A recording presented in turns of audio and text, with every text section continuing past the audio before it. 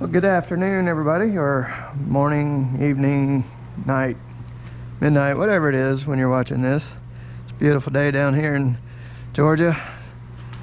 And today we're going to be going into the next part of the general XP1000 build series, or what I like to call the ECU episode.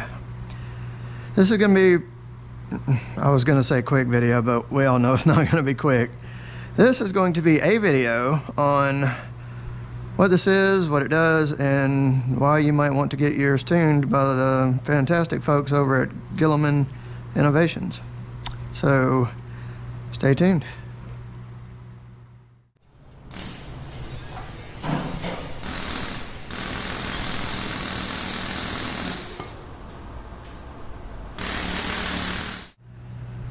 Alright, so this is the ECU, engine control unit. It is basically your vehicle's computer. It controls just about every electronic function on the vehicle, from the engine to, well, mainly the engine. But it looks intimidating, and in fact, it's actually a pretty tough little unit the way they've designed it. There's a lot of pins in there, but the plug design makes it easy to remove if need be, although normally you would want to maybe only remove this once, put it back, and forget about it indefinitely. So the factory, obviously it comes with the machine, and the factory has their own program software on it, which is, for most people, you know, will be fine. But if you're looking to get a little more life out of your engine in terms of longevity and maybe increase its horsepower a little bit, then this may be something you want to send to Gilman and let them tune it up for you. Or even do what I did and just keep your factory one in case you need it for warranty purposes. And then just buy a new ECU from Gilman already tuned for your machine and just let them send it to you. So where exactly is this located, you ask? Well, I'm glad you did ask, because I will show you. It's behind the driver's side or driver's side rear seat on just about any Polaris side-by-side. I can't speak for other side-by-sides because I only deal with Polaris for many reasons, but this is not what that video is about. So the first thing you need to do is get your seat out and then try to get your claws under this panel, pop it off, and remove. As far as removing it and installing it, it's very simple. Like I said, I'm not going to take this one out, but it's really easy to take these four little torque screws out. They just go right down into plastic, so you know, it's not too difficult, and don't strip them out when you're putting it back. When you have it out in your hand, you simply just flip that little lever up and the plug comes straight off. Do the top one first, then the bottom one, and it's off in like 10 seconds, no problem. All right, so why would you want to do that? Well, again, I'm glad you asked. The factory software on this machine, I know for sure because it happened to me. And I wanted to do this already, but because of the situation that this machine is in, I actually had to. And in fact, Terry Gilomen, who's obviously the owner of Gilomen Innovations, said that a lot of the local dealers in his area, when customers bring their machines back complaining about this particular issue, they send them to him to rectify it. So what is it? All right, well, Polaris, now I touched on this in my last channel update video where I basically unveiled this machine for everyone to show it's, you know, it's my replacement for my 900 that burnt up. But anyway, as you know, or hopefully, well, you may not know actually. If you're just landing on this from YouTube land, hi, my name is Jason. My channel is Razor's Edge in Motion, and this is my 2021 General XP1000 that I built. Took it for a couple of rides, test everything out, decide what needed to be further updated, changed, tweaked, adjusted, whatever, and now I'm doing a build series on the whole machine. Portals, springs, 35-inch super grips. So basically from the rubber to the roof, I'm doing a build on it and taking it apart on one side, installing new things on the other side, so that I can then show you how to install everything. So that's what this video is about, is the tune.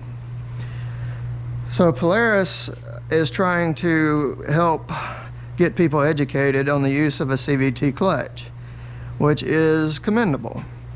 The software is programmed to understand the relationship between vehicle speed and engine RPM, and it monitors that continuously. So let's say that you just bought a new high lifter and it's your first side-by-side, and you take it out to your favorite mud park and you see a mud hole, and you're like, awesome, let me drop it in high and just blast through there. And you get about halfway through and the vehicle stops and the engine is screaming, you smell burnt rubber, and all of a sudden you hear a tremendous pow. Well, you just blew a belt. And the reason you blew a belt is because you didn't know how these things are designed to work. The only time your side-by-side should ever be in high, for the most part, quick little tip here, is when you're running on just flat straightaways, gravel roads, dirt roads, pavement. The rest of the time, if you're doing any sort of mud and hill climbing, rock crawling, anything like that, you need to be in low. So Polaris can't get people to understand this, so they designed the software to help.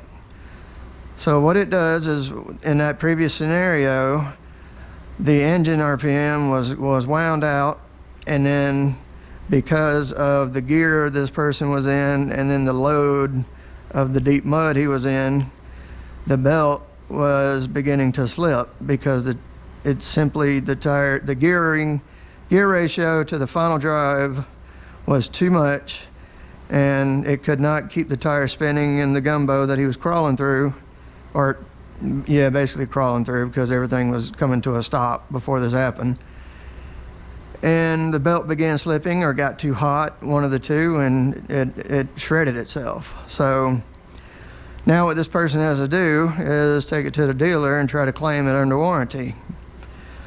Well, another thing that would have happened in the new scenario with this machine is, before that belt blew, the engine would have seen that its RPM, or the ECU would have seen the engine RPM is increasing above what the tire speed should be at. And then it would automatically put the engine in limp mode and just basically shut the whole thing down and say, you're done. And you can't reset that without a specific computer that the dealer uses. You can't take it home and take the battery loose and reset that code. So you have to take it to the dealer. And when you take it to the dealer, they're going to look at the code. They're going to say, this is a belt problem. And they're going to take the customer back around and hopefully, or bring this belt to him and show him the burn spots in it, or the overheating spots in it, or the threads that are showing, and say, this is what was happening because you weren't in low. And you were also on the gas and the tires weren't turning, which is what it boils down to. They weren't turning as fast as they should have been. So then the dealer educates the person on how to operate the vehicle without blowing the belts, and the software has done its job. All right, that was the long description. So why did this happen to me? Well, it didn't, because I know how to operate these things properly. What happened is, I have portals, and these portals have a 30% gear reduction in them. So automatically, my tires are rolling 30% slower than they were at factory. You can maybe kind of see a problem beginning to develop here. Not a problem, but just a miscommunication, a misunderstanding between me and the ECU.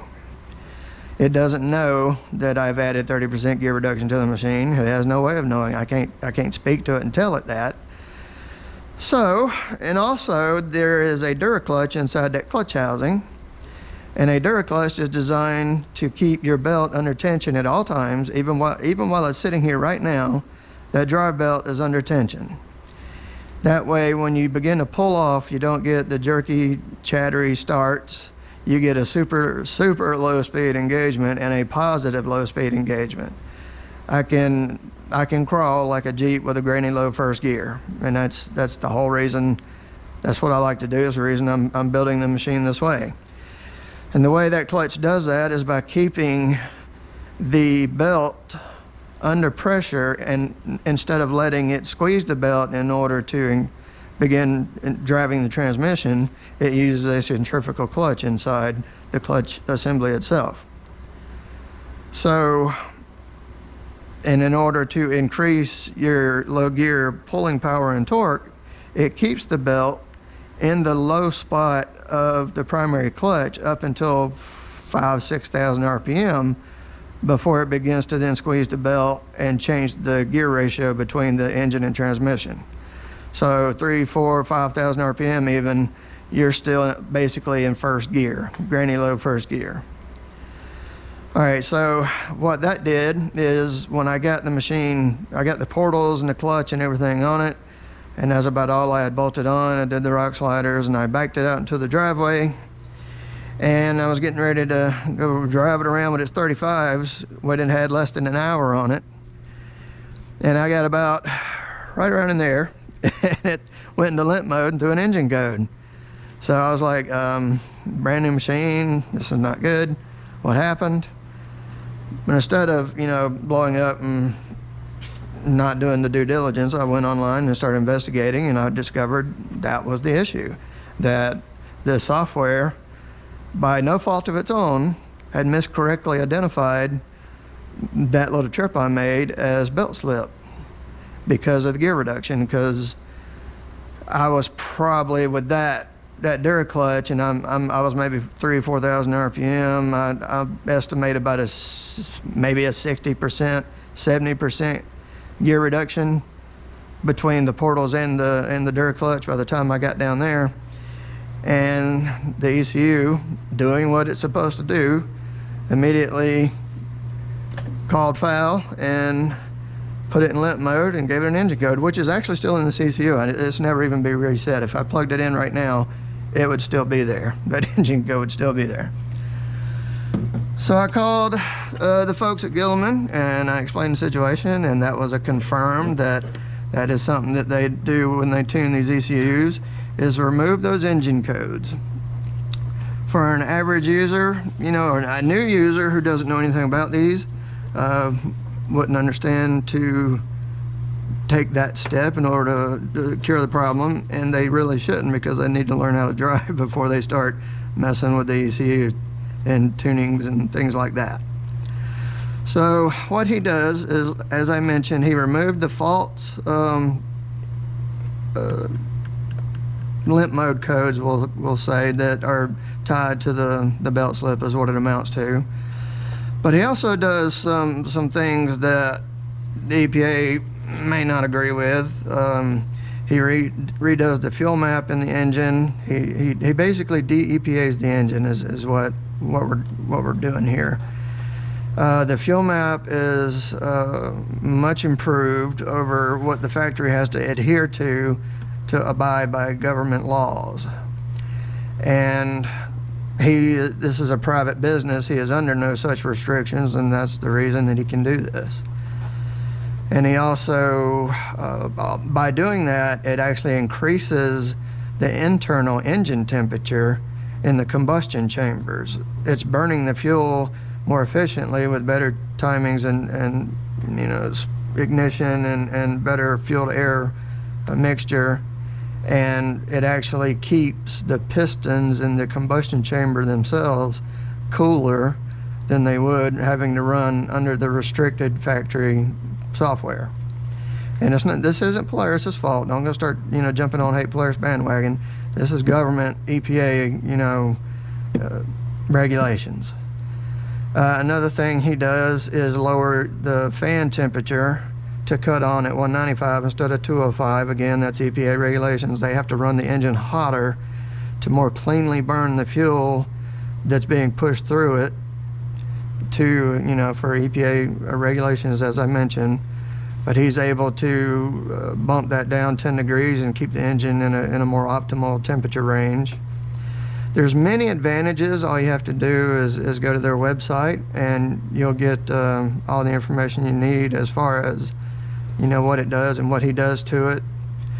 But those are the main things. Now, as a benefit from doing that, it just happens to pick up an extra around 10 horsepower on this vehicle. If you combine that with the exhaust that he recommends, then it's anywhere from 10 to 15 horsepower. That could vary based on geographical location and things like that, altitude, temperature, time of year. But yeah, typically 10 to 15 horsepower. And it's not that he intentionally went in to find an increase. It's just that he got an increase by taking the government out of the tune, basically. So this is the exhaust that they recommend for their tunes. You can run a factory exhaust with their tune, no problems whatsoever. And you can run other aftermarket exhaust. This is not a requirement. This is just the one that they like to sell. And when I looked into this, I decided that I wanted one as well. And I'll tell you why right after this jump cut. So laying on my 900s old set of Dirt Commanders is my factory muffler. I had this on here for 2 rides, actually, before I replaced the exhaust with the GBC exhaust here. I don't think I mentioned that yet. This is an exhaust for this side-by-side from GBC. And as I mentioned, this is the one that they just kind of recommend for their tunes. So the way these differ, other than size, this is the size of the little exhaust tip on that muffler compared to the size of the factory exhaust tip. Also, just size, obviously sound. This has this factory sound's not bad, but this just, has a little something extra. You know what I mean. But the main difference is the way they muffle internally. This is using what's called packing material to deaden the sound. And packing material is basically insulation. The problem with the insulation is that it doesn't stay in place. It will for the most part, but not always. So if your machine is, say, a year or 2 old, if you can get that screw out, you may want to take this out and have a look at it. This machine, like I said, went for 2 rides. It's brand new. Had just over the break-in period on it. It had about 35 hours on it. Now this one's not bad. I expected to see more. I haven't had this off yet, but that little bit of crap right there is some of the packing material that came out of the muffler. It's almost like paper or fiberglass. I don't know, but as you can see, it just disintegrated when I did that. I have taken these off before and had like half to 3/4 of this screen completely covered in packing material that has just broken loose and blown out of the muffler.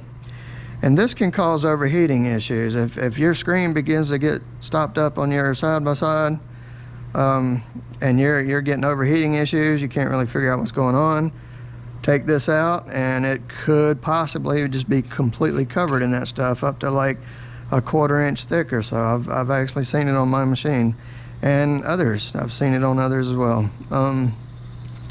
Donnie's 800 for one, we pulled his out one time and it was almost completely covered. So this isn't a new issue. It's been around just because of the way these are made. Another thing is most of your aftermarket exhaust also use that, but they typically don't include this screen. Now on the factory exhaust, if you don't have this screen in there, you can get poor performance from your motor and backfiring without this in it. It just doesn't run as good. It needs this little bit of back pressure to balance things out. But anyway, so if you're thinking, well, I'll just leave it out and let the stuff just blow out on the ground, you can do that. But if you start getting backfiring and things like that, then, well, you got to put it back or replace your exhaust. But like I said, the aftermarket exhaust, like the Trinity and things like that, they use that same packing material, and they recommend that you send your muffler back to them. I think it's a really low number. I want to say like 25 hours, maybe 50, something like that. But I want to say it's less than 50. But they want you to every so many hours remove them, box them up, send it back, and get them repacked with all that material, because a good bit of it will have already blown out, and then the muffler will no longer be a muffler. It'll just be an empty can and basically an open exhaust pipe, and it'll get louder and louder and just not do its job. And running an open pipe on a machine, on an engine that's not designed for it, is bad. Okay, so what your other option is to buy the packing material from them and repack them yourself. I don't know anything about that, never done it, so don't plan to. And the reason I don't plan to is because that muffler, and as far as I know, it's the only side-by-side aftermarket exhaust that does not have packing material in it. It is a welded baffle muffler. It has an internal structure that's designed in a way to help provide the right amount of back pressure, as well as lower the volume coming out of the combustion chambers by using metal baffles that are welded internally. And that's it. There's no maintenance, there's no muss, there's no fuss, there's no stop-ups, there's no blockages, there's no nothing. It's just, it does its thing, and you can forget about it. Now, if you ride in the area where they do require spark arresters, they do ship it with one. There's let's see if I can get down where you'll be able to see it good. Well, you take these 4 screws out and take this end cap off and put this one on, and then put your end cap right back on, and you got a spark arrestor, and it won't change a thing. This is so large and has such a larger screened area than the other one that it's not going to restrict the flow coming out of it, so you're not going to get any negative performance issues from putting this in. But the option is there if you want it. Now, another good thing about having that in there is wasp. If your machine is sat for a couple of months and you go and crank it up and you get a bunch of wasps coming flying out of the exhaust pipe, this could stop that. So it'll keep mud and things from going inside of the muffler. Just happen. It's a good sized chunk and it's open, as you can see. So yeah, you could get some things down in there. So I'm probably gonna go back and put this in myself, just to prevent all that. But so the long short of it is, you get a nice sound with a maintenance-free muffler and a better running engine that's going to last longer. And I put that tune into this engine when, like I said, it had less than a running hour on. When I picked this machine up, it had 0.6 of 1 hour. It had like 40 minutes, like 35, 40 minutes of run time from the time it was built. And the vehicle itself had like just right under a mile of travel distance. So you can't really get any newer than that. And I brought it off the trailer and I put it right in here, got it built, and then drove it there, and then turned it around and drove it right back in here. And that's as far as it went before I put that tuned ECU in it. So the engine still had less than an hour on it by far. And I ran my entire break-in procedure, and I think it's up to,